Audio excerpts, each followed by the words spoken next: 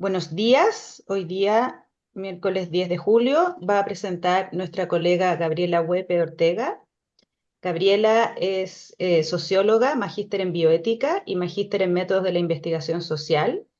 Es académica de la Facultad de Medicina de la Universidad de Chile en el Departamento de Bioética y Humanidades Médicas y en el Departamento con nosotros de Psiquiatría y Salud Mental Oriente.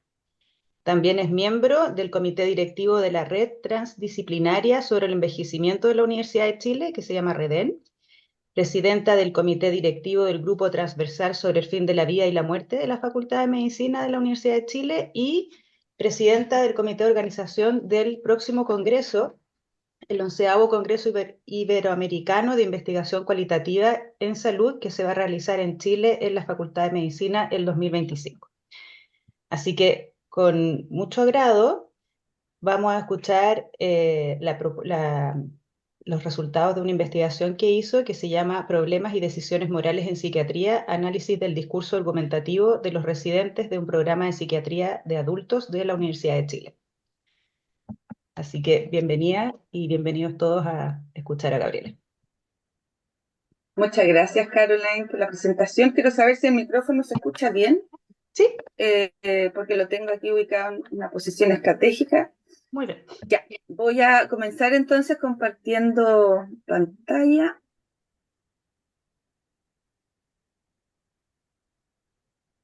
Bueno, contarles también, no sé si me escuchan porque se me congela la imagen un poco, pero contarles también que esta investigación se la realicé en el marco de la tesis para optar al título de Magíster en Bioética, donde la profesora Julia Acuña, aquí presente, fue mi profesora guía, ¿ya? Dato no menor.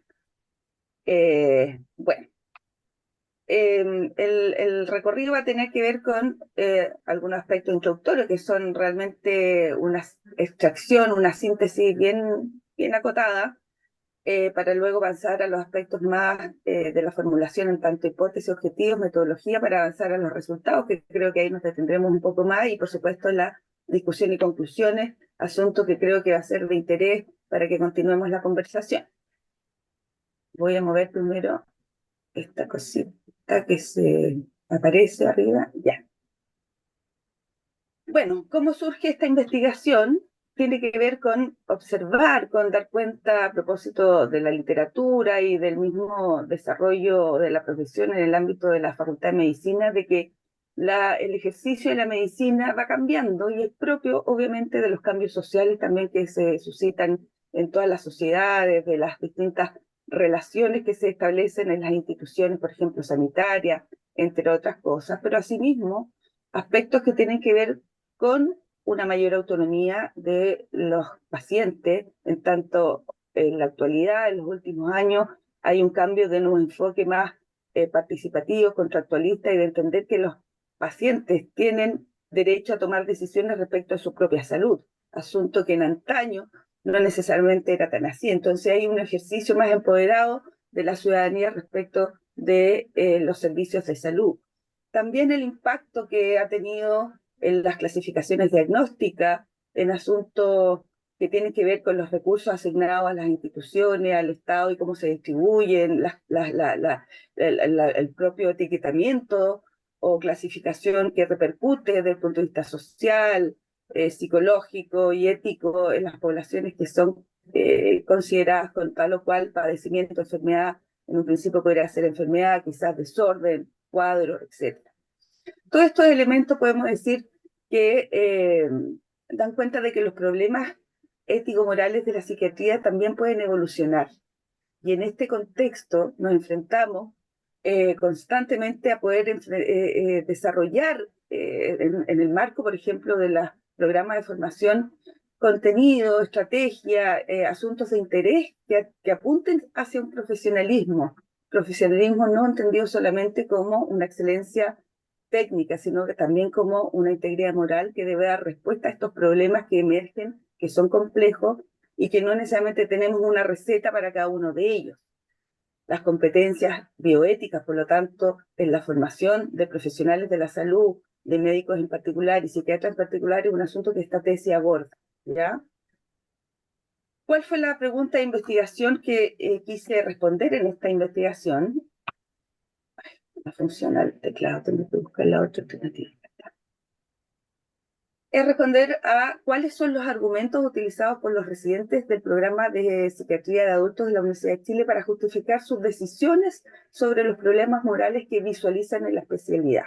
Visualizan porque pueden o no enfrentarlos, pero los observan en el contexto de las distintas rotaciones, de su formación, ¿cierto?, clínica, pero también respecto, como vamos a ver, de lo que se imaginan puede ser los problemas y cómo debieran enfrentarse.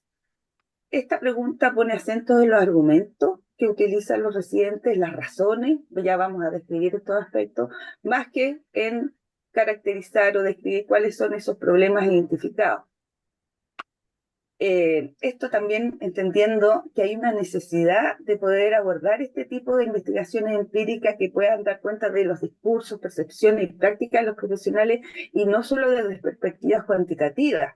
Estudios que en este ámbito, si bien no son muchos, cuando hay, tienen que ver con esa característica. Los estudios cualitativos pueden aportar información profunda, rica, que nos dan otras luces y herramientas para poder trabajar sobre estos asuntos que se generan como conocimiento.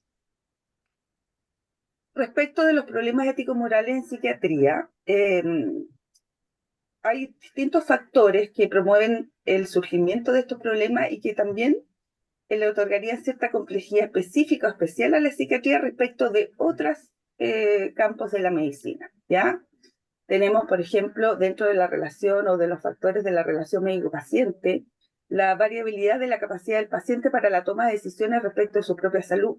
Aquí, atendiendo efectivamente que pacientes con trastornos mentales, con disminución de capacidades orientadas a la toma de decisiones, se enfrentan en esta especialidad, a diferencia de otras, con mayores instancias, momentos de tomar decisiones sobre si es o no capaz esta persona de participar en decisiones sobre su propia salud, asunto que no necesariamente pasa en otros ámbitos. También se reporta dentro de la literatura algo característico, que acá hay mayor falta de conciencia de enfermedad. También hay aspectos legales de la psiquiatría que no tendrían otras especialidades, que tiene que ver con toma de decisiones, por ejemplo, de internación no voluntaria o de asuntos consecuentes de ciertas tomas de decisiones médicas y tratamientos que podrían ser perjudiciales desde el punto de vista de la salud de las personas y que podría acarrear problemas legales. Y en concreto se pueden mencionar asuntos como la negligencia, la transgresión de los límites y la autonomía, centrada más bien en el tema del consentimiento de los pacientes y la dificultad de evaluar la capacidad de decidir por parte de los profesionales. Esto es un resumen, evidentemente, de un montón de otros aspectos que podríamos catalogar que están dentro de los factores de la relación médico-paciente en el ámbito de la medicina. Otros factores son los teóricos y epistemológicos. Y aquí se plantea el tema de la diversidad y coexistencia de paradigmas respecto del enfermar, que tienen que ver con tradiciones, ¿cierto?, desde la psiquiatría y la psicología que conviven, mirar la salud mental no solo desde un enfoque, sino desde diversos, y eso sucede en la actualidad. Y también la dificultad o la utilización de categorías y sintomatologías que pueden ser diferenciadas, pero que aún así hay tratamientos que se indican para una diversidad y no son tan específicos, se señala en la literatura. La dificultad de delimitar lo que es sano enfermo, lo que es normal anormal, las dificultades propias del diagnóstico, que pareciera ser un pilar fundamental para la psiquiatría, y sus consecuencias tratamientos, también afectaría en esto la ideología del propio tratante, de cómo estas creencias, estas ideologías de diverso tipo afectan, influyen en la toma de decisiones sobre los diagnósticos, tratamientos, etc. Y un tercer nivel que tiene que ver con los factores socioculturales, que se refiere más bien hacia los patrones sociales y actitudinales que tenemos en la sociedad y también en el campo de la medicina, en la comunidad de la medicina, hacia la enfermedad mental. Y el fantasma de peligrosidad que tiene el paciente psiquiátrico, ese estigma que hasta el día de hoy permanece. Hay dificultades, por lo tanto, desde el punto de vista bioético, de abordar el estigma en la enfermedad mental, la necesidad y dificultad de acompañar en el diagnóstico ser, por decirlo así, parte de un proceso más complejo que solo entregar un diagnóstico y una indicación, y también las consecuencias que esto trae, tener o no una enfermedad y ser catalogado con tal o cual etiqueta de enfermedad respecto de las dificultades o no en la asistencia sanitaria, habiendo incluso problemas de discriminación, tanto de la sociedad como dentro de los profesionales de salud. Todo esto de acuerdo a la literatura consultada. Otro aspecto como principal de este desarrollo tiene que ver con las competencias en medicina, porque como veíamos en un principio, el poder abordar problemas ético-morales también tiene que ver con desarrollar habilidades en los profesionales en el proceso de formación para afrontar estos, ¿ya? Hablando de las competencias en medicina, hay varias definiciones, pero podemos resumir que hay un eje central que tiene que ver con el saber hacer o con los desempeños, ¿ya?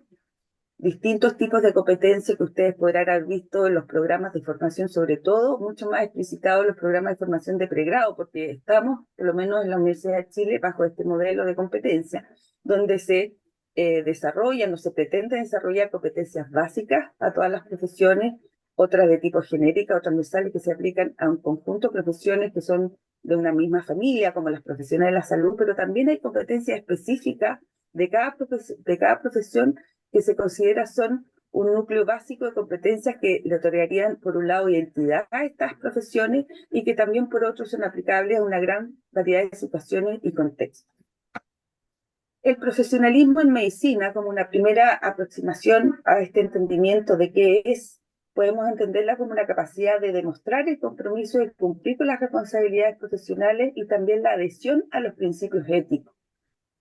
En el caso del profesionalismo como una competencia bioética para la psiquiatría o en psiquiatría, estaría asociado a ciertas habilidades que deberían desarrollarse desde la formación, como responsabilidad en la atención, comunicación oportuna, comportamiento ético, respeto por la persona y continuidad de la atención. 5 elementos que, por supuesto, tienen un desarrollo mucho mayor de lo que yo estoy mencionando ahora, pero que serían como ejes centrales de habilidades a desarrollar y que los formadores debiéramos preocuparnos de instalar en este proceso de convertirse en psiquiatra.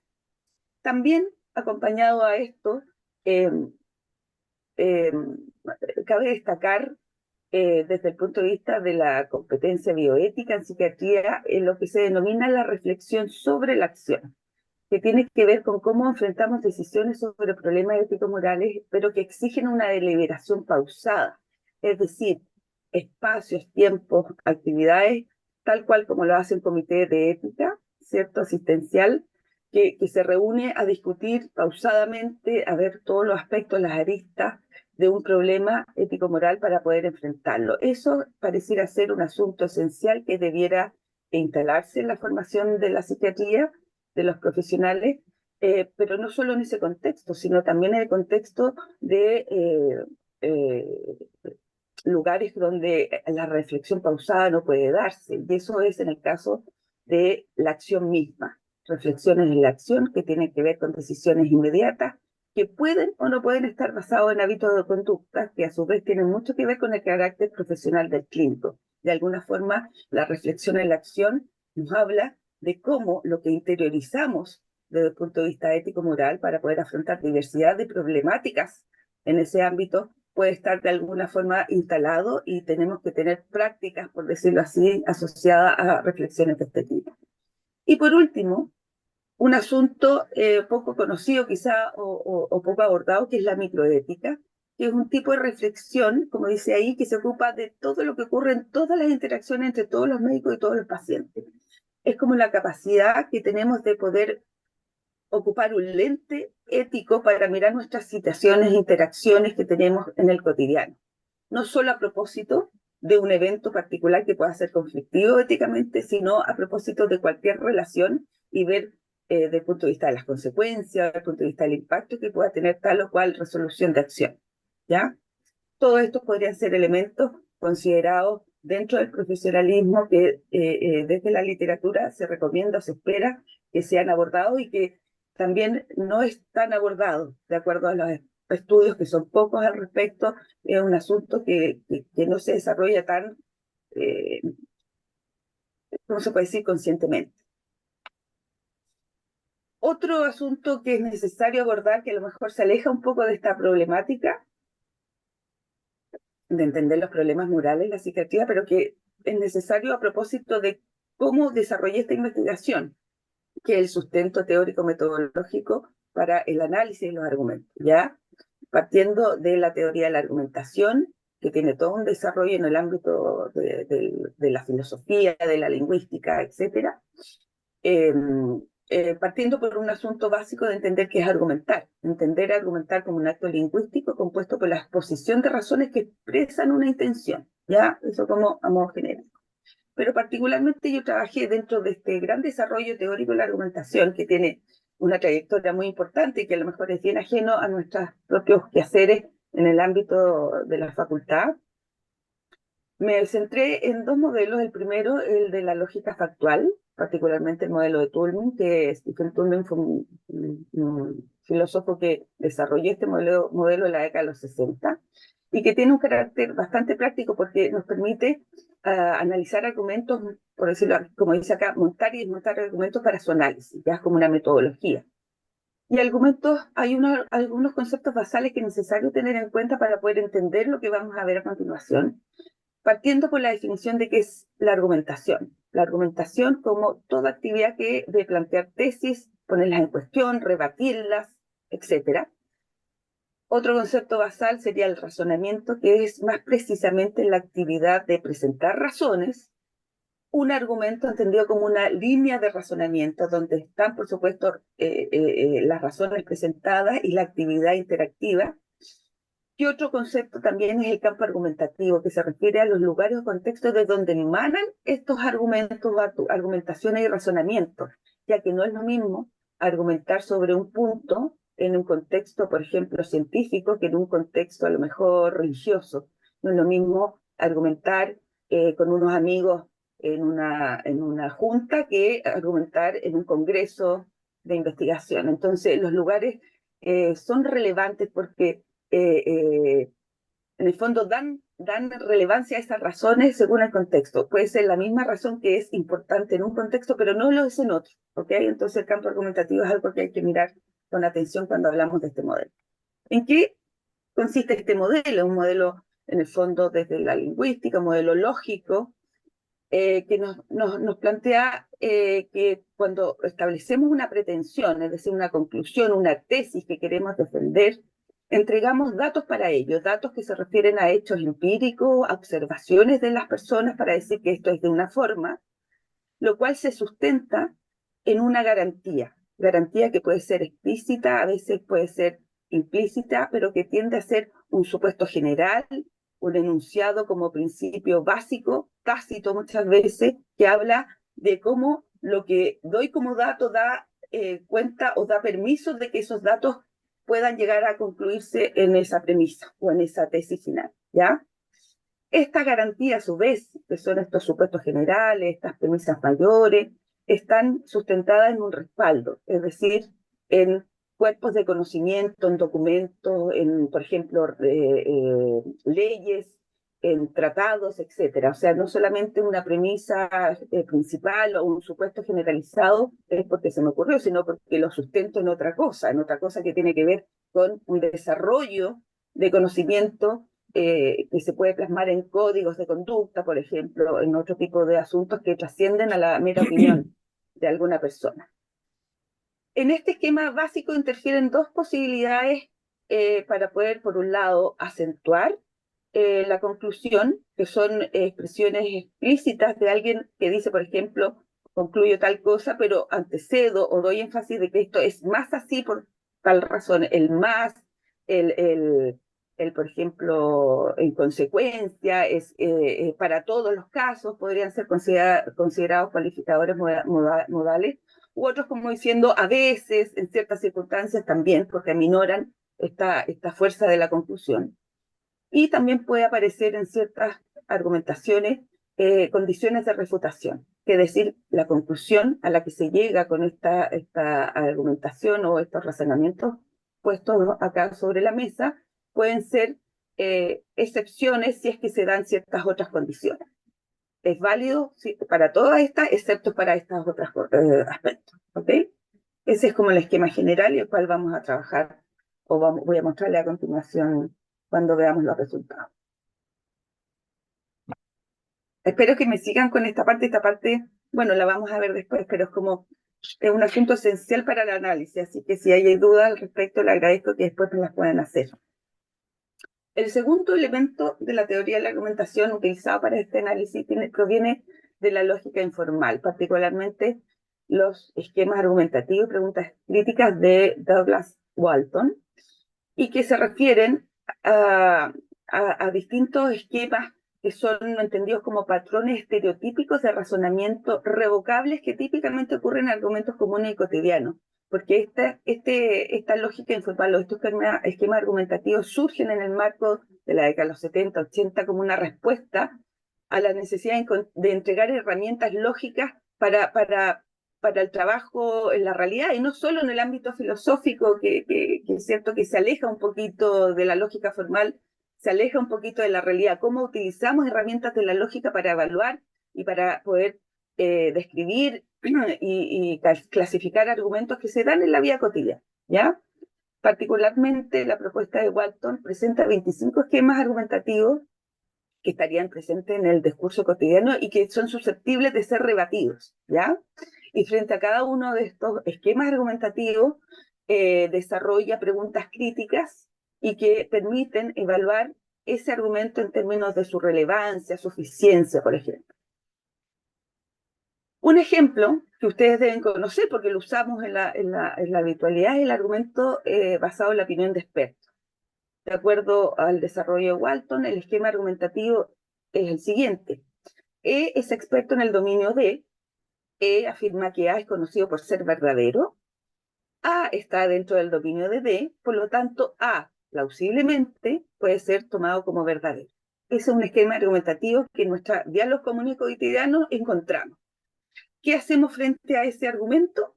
Podemos presentarle preguntas críticas para ver si es relevante lo que dice, si es suficiente, en sentido de, por ejemplo, E es un verdadero experto en D, entonces de alguna forma se cuestiona la experticia de ese dominio. E realmente afirmó A, ¿es A relevante para el dominio D? ¿Es A consistente con lo que otros expertos en D dicen? ¿Es A consistente con la evidencia conocida en D?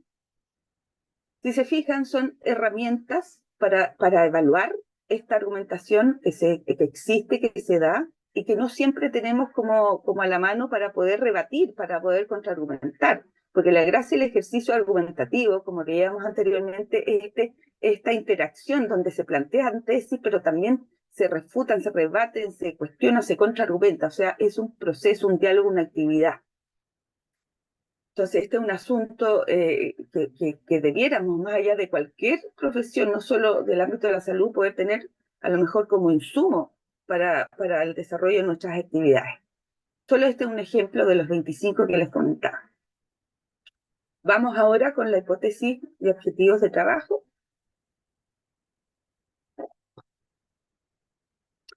Dos hipótesis planteé, hipótesis que son de tipo cualitativa, cabe señalar, no son las hipótesis tradicionales, que tienen un carácter más bien orientador y pueden actuar como supuesto más que como hipótesis, pero no obstante, también es posible nombrarlas como tal, por cuanto se pronuncian sobre un aspecto de la realidad como factible de ser encontrado en este estudio en base, por supuesto, a los antecedentes. La primera es que la mayor o menor interiorización en el mundo social y comunidad moral del grupo profesional de la psiquiatría dada por el tiempo de permanencia en el programa se manifiesta en diferencias los argumentos para justificar decisiones frente a problemas morales.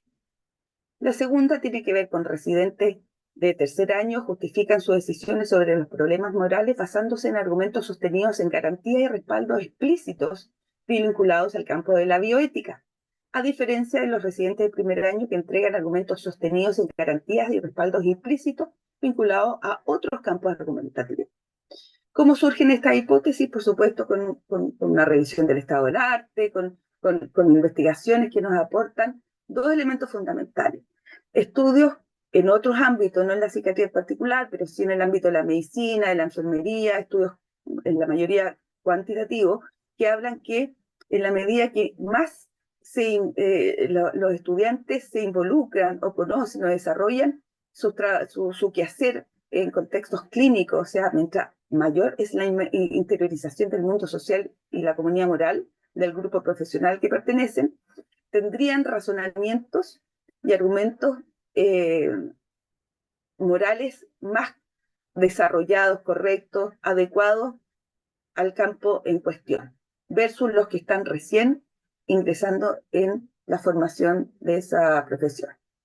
Y por otro lado, desde el punto de vista de los argumentos propios de la bioética, cabría suponer que si bien la formación en bioética es un asunto que se da con cursos formales, no es la única forma de poder formar en competencia ética, sino que también en el ejercicio cotidiano que se hace en el proceso de las residencias y las rotaciones, a través de la socialización que tienen con sus docentes, con los otros profesionales del hospital. Pareciera ser que hay asuntos del quehacer médico y que son éticos que se aprenden en la actividad misma, no necesariamente en cursos formales.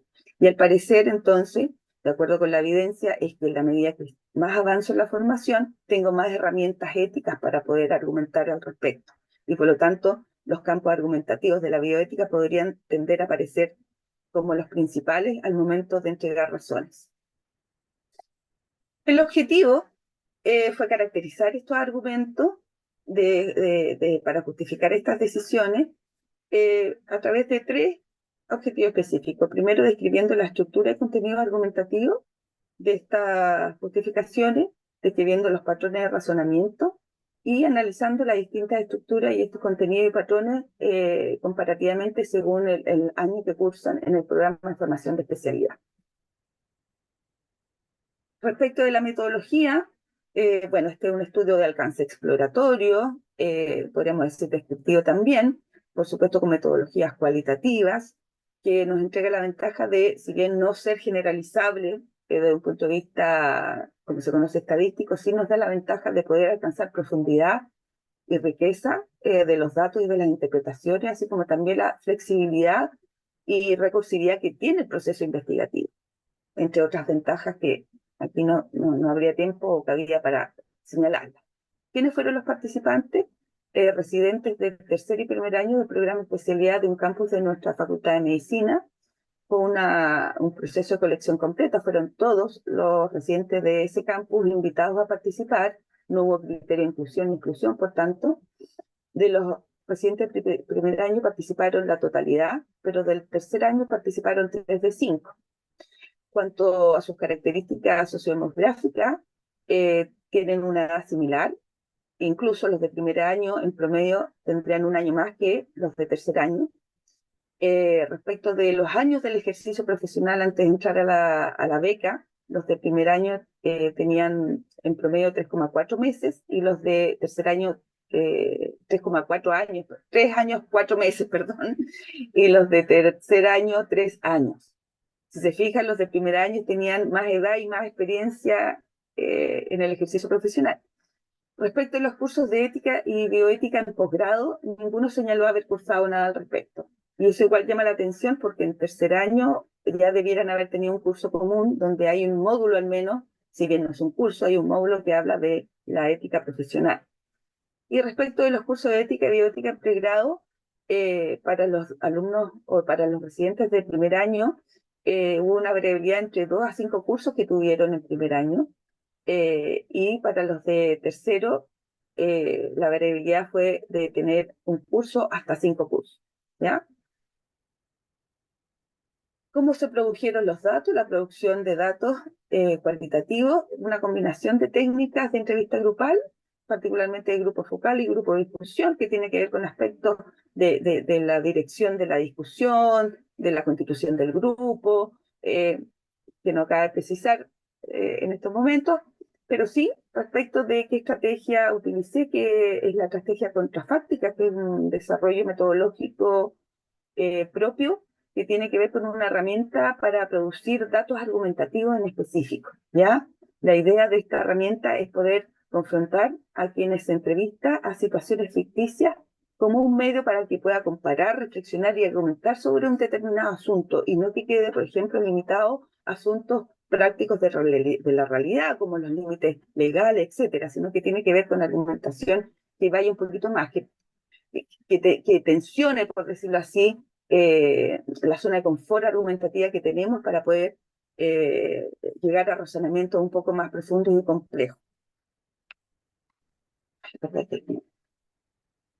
El análisis de datos, como ya saben, que tiene que ver con el sustento teórico metodológico anterior, fue primero por el modelo Toulmin y luego los esquemas argumentativos y preguntas críticas de Walton, y por supuesto consideraciones éticas tendientes a que este estudio fue bajo las regulaciones propias de nuestro país y por supuesto con todos los permisos de las instituciones respectivas y por supuesto con el desarrollo de un proceso de consentimiento informado por parte de los participantes.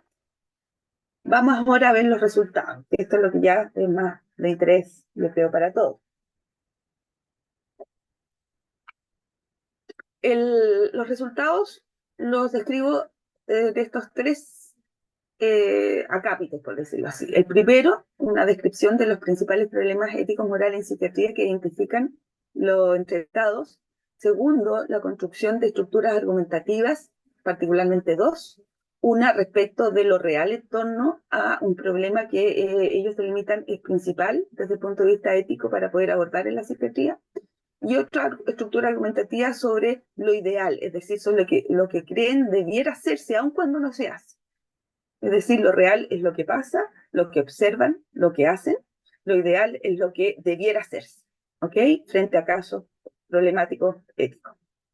Y por supuesto, el tercero, que tiene que ver con los esquemas argumentativos y preguntas críticas de Walton aplicado a ese razonamiento y argumentación anterior. Sobre los principales problemas éticos morales en psiquiatría, los residentes de primer año destacan dentro de lo que yo agrupé, ¿cierto?, del marco teórico y después utilicé para el análisis de los resultados, lo que serían los factores de la relación médico-paciente como el respeto a la autonomía de lo central. Y aquí se hablaba de la hospitalización voluntaria como el asunto más importante de debate ético, que encontraban a su vez paradójico, en tanto quienes se hospitalizaban no podían rechazar, pero sí, sin embargo, sí podían consentir dentro de ciertos tratamientos. ¿Ok?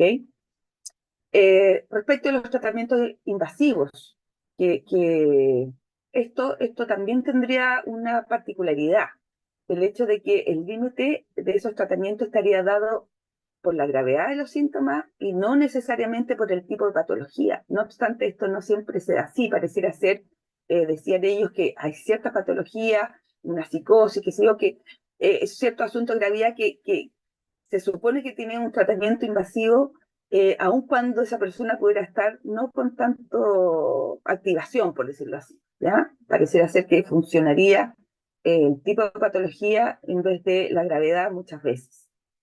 La ausencia de consentimiento informado, evidentemente para el paciente grave, se relataban el tema del examen de VIH que se hacía en hospitalización, las terapias electroconvulsivantes como asuntos de gran preocupación ética. Y en un ambiente más ambulatorio, asuntos como la entrega de la información, la calidad, cantidad de esa entrega de información, acompañamiento, los problemas de medicalización, de los problemas de la vida muchas veces, también límites de la relación terapéutica, el asunto de las licencias médicas, también el asunto de la confidencialidad, sobre todo cuando hay tratamientos complementarios con otros tratantes, entre otros aspectos.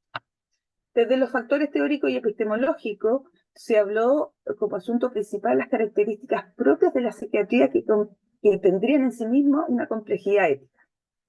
Estas características pueden ser negativas por un lado porque se establece o ellos creen que hay criterios poco claros, los diagnósticos son subjetivos, no hay marcadores que faciliten el trabajo, hay un paternalismo médico mal entendido, habría también un carácter real de las clasificaciones nosológicas y pérdida de la persona frente a ellas, y habrían también discursos de la psiquiatría sobre cómo actuar que en la práctica no necesariamente serían así. Esa es la observación de los asuntos propios de la psiquiatría, que serían características negativas que atentarían o aportarían a dificultades ético-morales en su quehacer. pero también rescatan asuntos positivos de la psiquiatría, como el hecho de que considera una diversidad de dimensiones, más allá de solo la biológica o que tiene que ver con lo social, cultural, etcétera, y que también entregaría una oportunidad para pensar más ampliamente, más allá del asunto técnico. Y por último, los factores socioculturales, donde se cuestiona el rol que tendría la psiquiatría en los problemas sociales que existen, dado que se concibe que muchas veces la psiquiatría es como una suerte de hogar de acogida o resumidero, estas son palabras textuales de los entrevistados, de los problemas que existen en la sociedad.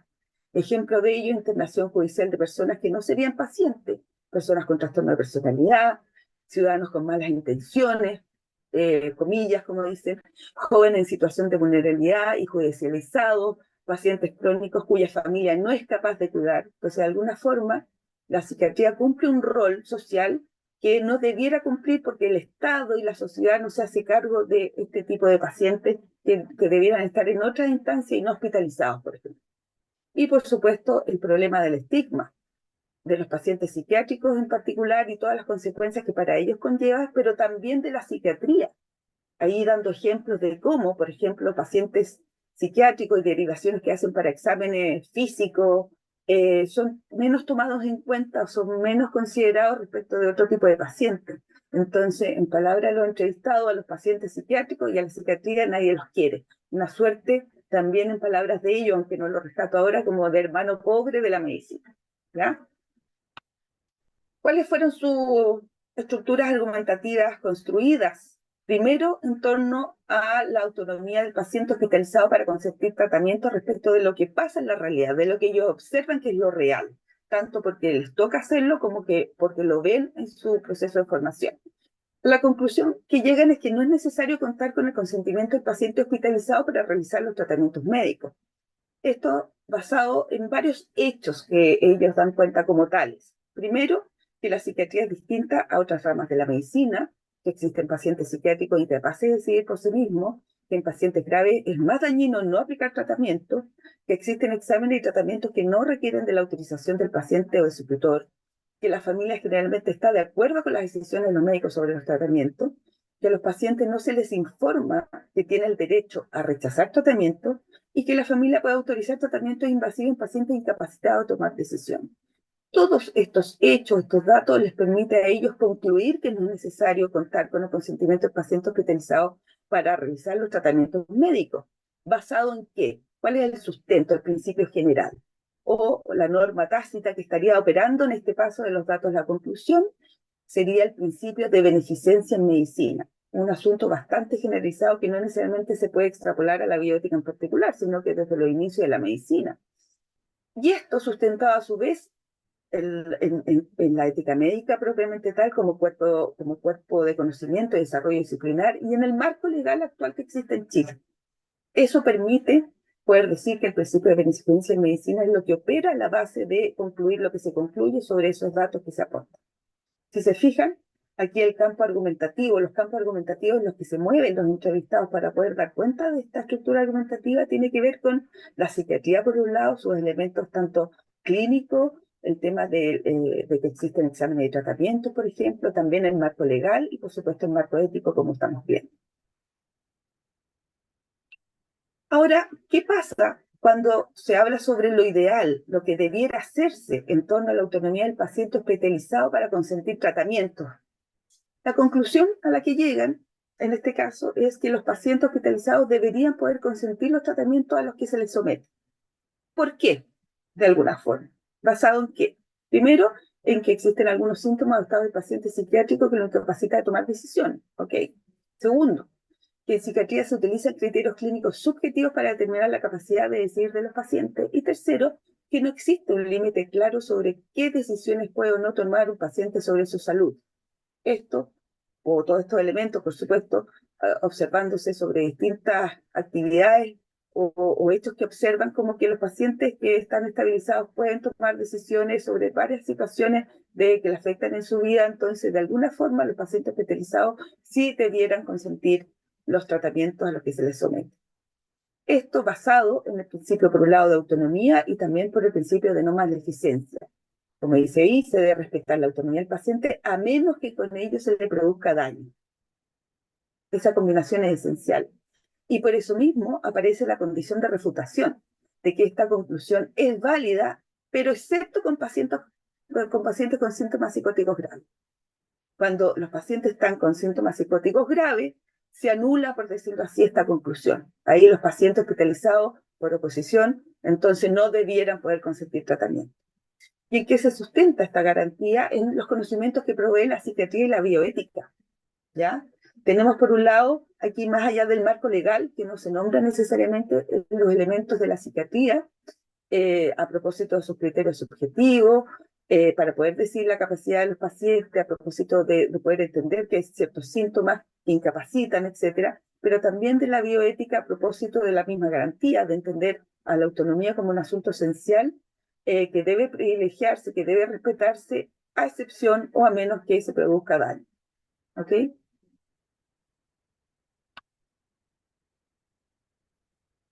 Vamos bien por ahí, ahora vamos a pasar al tema de los esquemas argumentativos y preguntas críticas de Watt.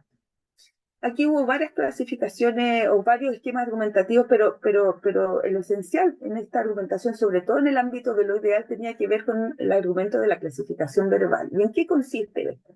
Esta es la estructura o el esquema argumentativo ya aplicado, por decirlo así, con los contenidos. El paciente psicótico tiene la propiedad particular de tener síntomas y estados mentales incapacitantes, ¿cierto? Segundo, para todo paciente, si el paciente tiene la propiedad de tener síntomas y estados mentales incapacitantes, entonces el paciente se puede clasificar como incapaz de tomar decisiones. Por lo tanto, el paciente psicótico tiene la propiedad de ser incapaz de tomar decisiones.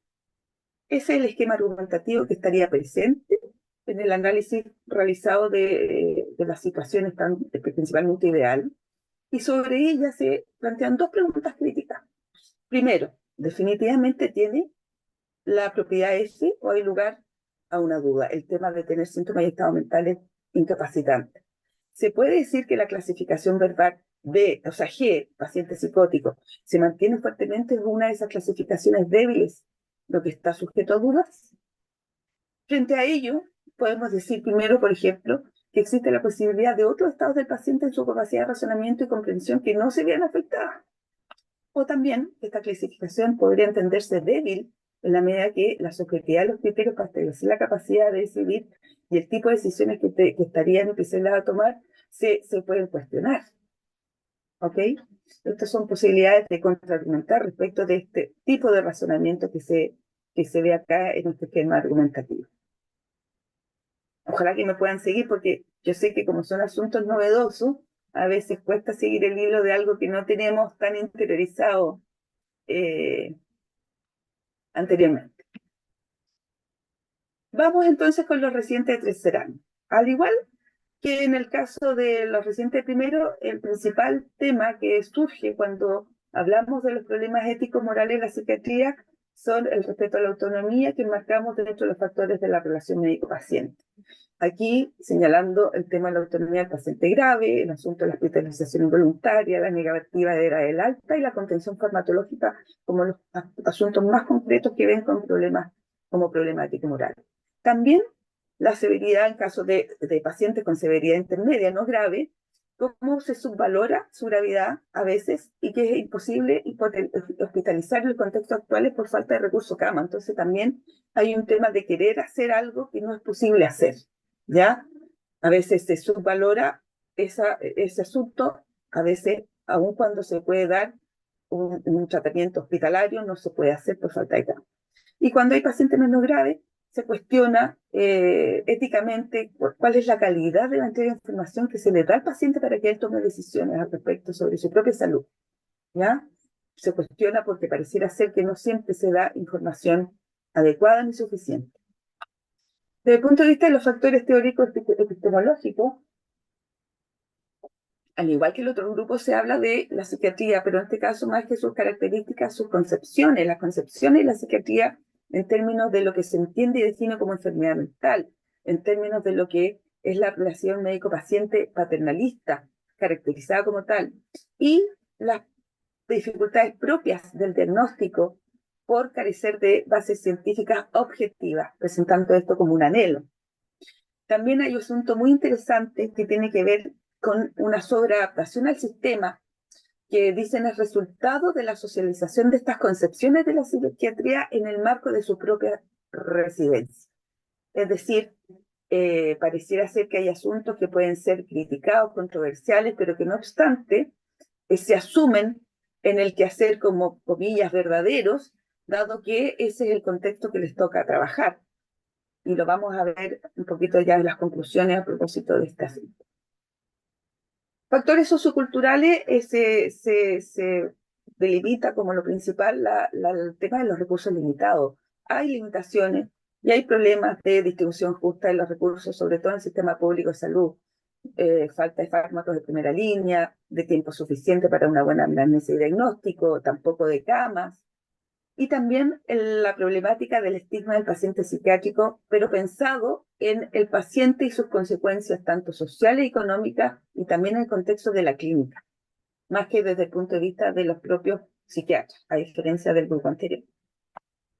¿Cuáles son los argumentos? Lo real en torno a la autonomía en pacientes psiquiátricos graves nos señala este grupo que frente al riesgo de hetero o autoagresión no se debe respetar la autonomía del paciente. ¿Y esto basado en qué? ¿Cuáles son los datos hechos que aportan a esta conclusión? Primero, en entender que el modelo médico es vertical y paternalista. Segundo, que en psiquiatría se parte del supuesto de la discapacidad mental. O sea, enfermo psiquiátrico tiene discapacidad mental.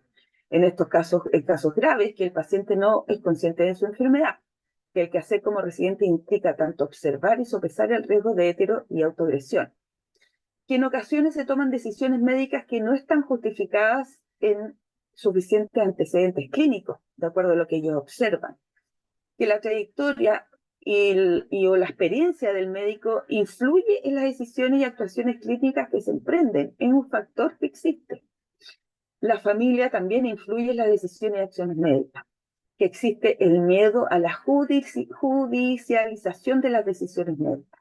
Todos estos elementos permiten concluir que cuando hay riesgo de heteroautoagresión, no se debe aceptar la autonomía del paciente, respetar esta, y se debe, por ejemplo, internar no voluntariamente, etc.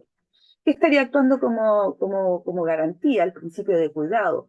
Que la autonomía, y esto en frase textual de los entrevistados, que la autonomía queda supeditada a la seguridad del resto y a la seguridad del propio paciente, teniendo en cuenta que tanto las regulaciones, por un lado, como también los lineamientos del ámbito médico, legal, están en vigencia. Por lo tanto, los campos argumentativos en todo este desarrollo tiene que ver con lo ético, por un lado, también con la psiquiatría y también con lo legal. ¿Ya? Sobre lo ideal en torno a la autonomía en pacientes psiquiátricos graves, el grupo de tercer año nos señala que tampoco se debe respetar la autonomía en pacientes con riesgo suicida. Es la misma conclusión, no obstante los datos y respaldo varían un poquito. ¿Cuáles son los datos que aportan? Primero, que existen patologías que afectan las facultades mentales y la capacidad de tomar decisiones sobre la propia salud. También que existen indicadores de riesgo suicida. También que no es posible predecir el suicidio. También que existen buenas prácticas clínicas relacionadas con la evaluación del riesgo suicida. Todos estos elementos permiten concluir que no se debe respetar la autonomía del paciente con riesgo suicida sobre la misma base del principio de cuidado, de que esta autonomía queda supeditada a la seguridad de los demás y a la del propio paciente, pero teniendo en cuenta acá, más que el asunto legal, los conocimientos más bien y herramientas clínicas de la psiquiatría. Sería la propia psiquiatría la que daría el sustento de conocimientos, las herramientas para poder llegar a estas conclusiones. De la ética también, por cuanto la autonomía es un factor y el principio de cuidado también es un elemento fundamental en esta argumentación. Sobre las preguntas críticas y esquemas argumentativos, acá se observan varias, pero vamos a referirnos particularmente al argumento de las consecuencias, y en este caso negativa, tanto observada en la argumentación sobre lo real y lo ideal que hacer respecto a la autonomía del paciente. Y aquí el esquema argumentativo es el siguiente.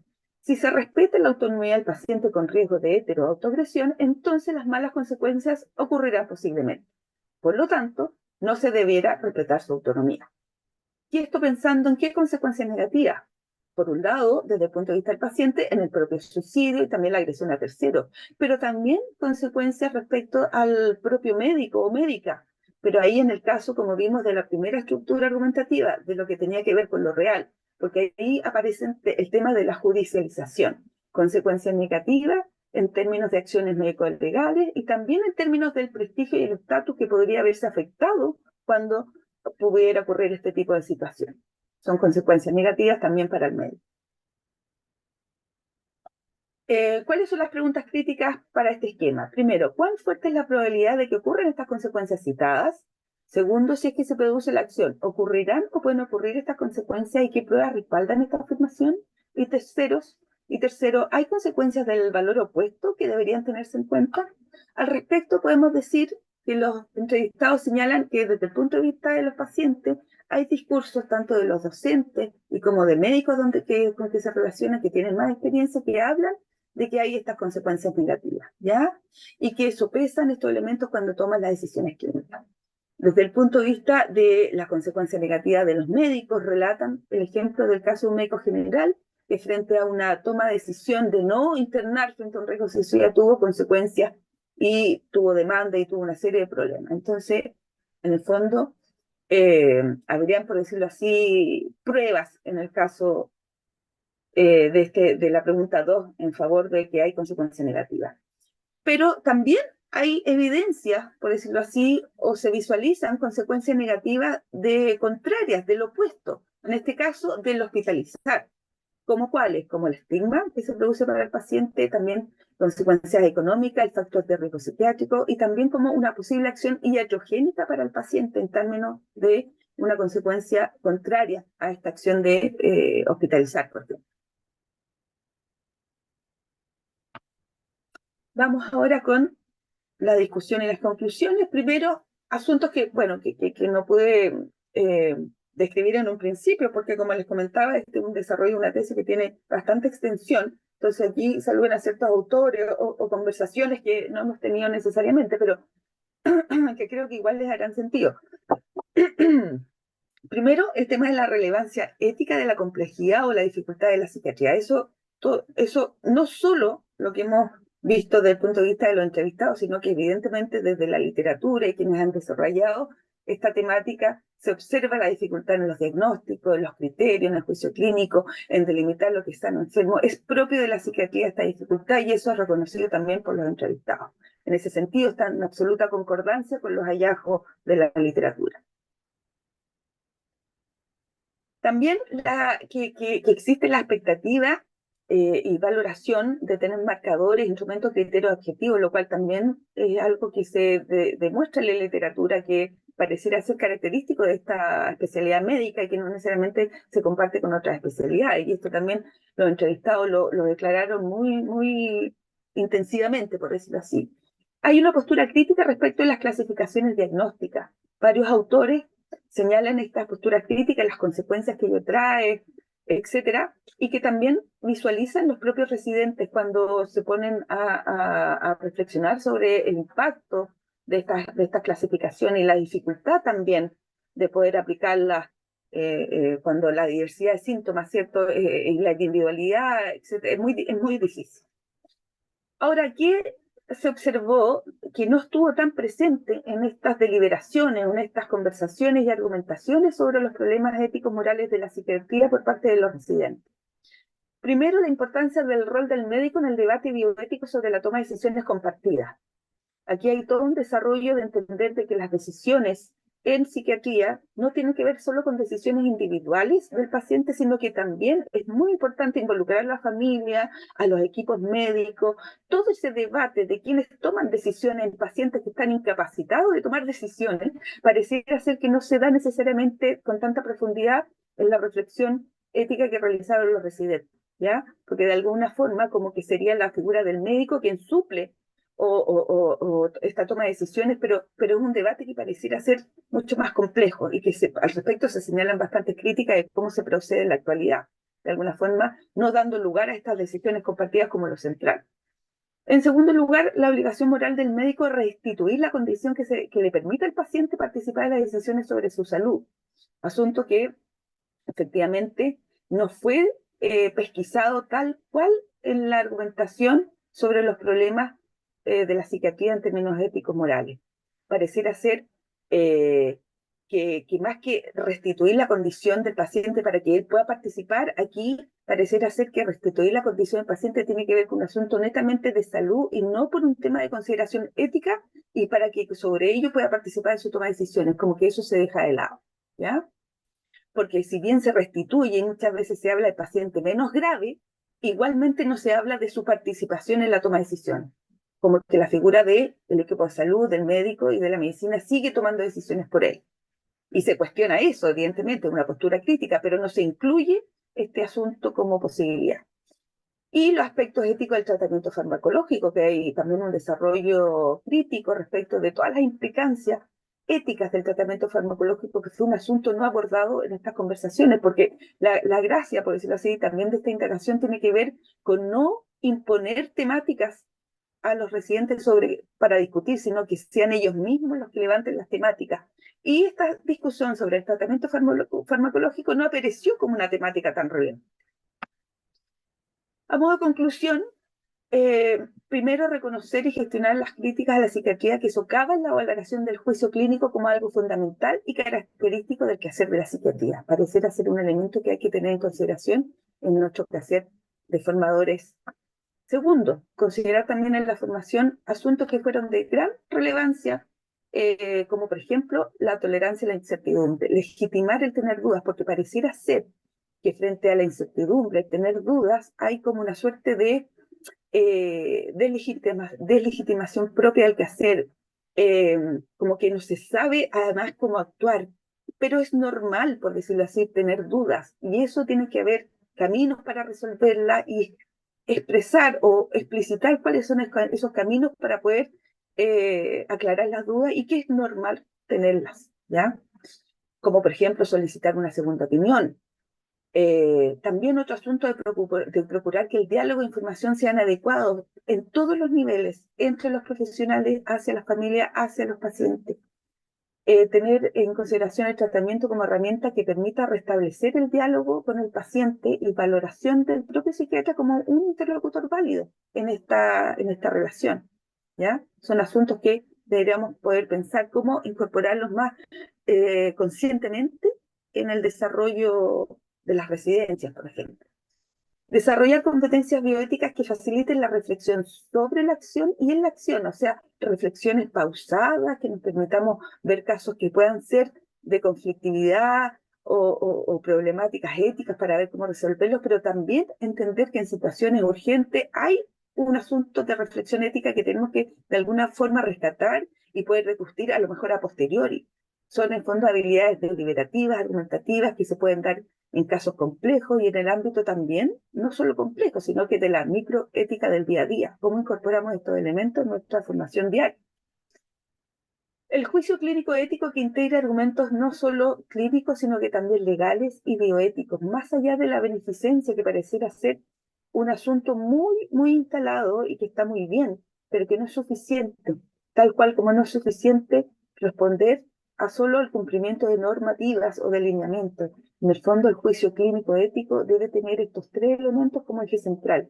¿Cuánto de lo legal, cuánto de lo bioético integramos en nuestra formación para que el juicio clínico ético que ellos tengan para tomar decisiones respecto de los pacientes esté en el fondo en ese desarrollo? No sé cuánto lo hacemos porque tampoco necesariamente reflexionamos sobre ello como académicos, que es un asunto también interesante de pesquisar. Abrir mayores espacios de reflexión y práctica sobre buenas prácticas clínicas como una herramienta integradora que guíe la toma de decisiones, lo que estaría de alguna forma en un nivel preconsciente en los residentes, porque se habla sobre ellos sin necesariamente nombrarlos como tal. ¿Ok? Este asunto de las buenas prácticas clínicas como herramienta podría estar constantemente en la discusión, en las conversaciones, en la reflexión y en el quehacer. Es asunto que también desde el punto de vista de la formación hay que poner sobre la mesa. Y por último, señalar que habría una suerte, desde mi punto de vista, de oportunidad al entender que el primer grupo era un grupo que llevaba tres meses en su residencia. Hay una suerte de sensibilidad ética mayor, más crítico.